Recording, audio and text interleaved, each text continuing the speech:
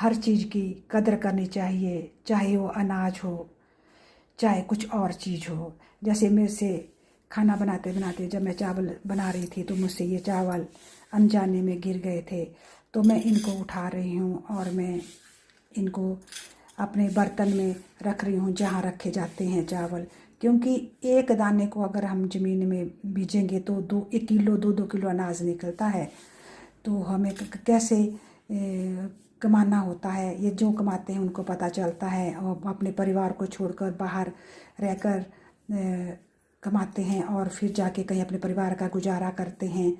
तो कैसे कमाया जाता है उनको पता चलता है। वैसे भी अन्न की कदर हो, चाहे किसी और चीज़ की कदर हो, कदर करनी चाहिए, कदर करनी चाहिए, तभी हमारे पास बचत होती है। और जो कदर करता है उसकी कदर भगवान करता है।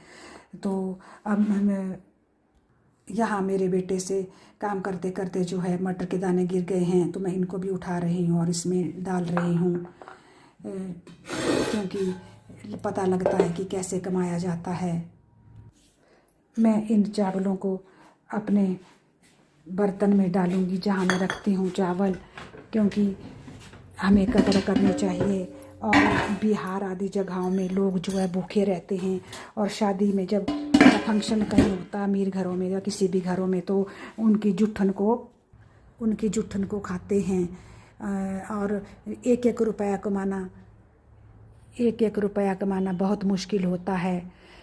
जब पैसे नहीं होते हैं, कोई इमरजेंसी पड़ती है, कोई फंक्शन आता है या बच्चों की फ़ीस भरनी होती है, तो पता चलता है कि कैसे फ़ीस भरी जाए और कैसे घर का पूरा किया जाए।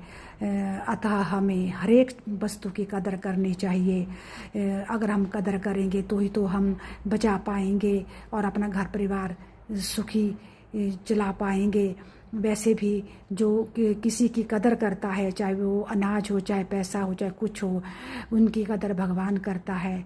अतः हमें किसी भी चीज़ की बेकदरी नहीं डालनी चाहिए, चाहे कोई गरीब हो, चाहे कोई कैसा भी हो, उसकी भी हमें इज्जत कदर करनी चाहिए। बोलते हैं कि जो दूसरों की इज्जत करता है उसकी इज्जत भगवान करता है। अतः हमें कदर करनी चाहिए, तभी हमारा पूरा होगा। हमें बेकदरी करके जो है अपना भाग्य को दुर्भाग्य में नहीं बदलना चाहिए। धन्यवाद।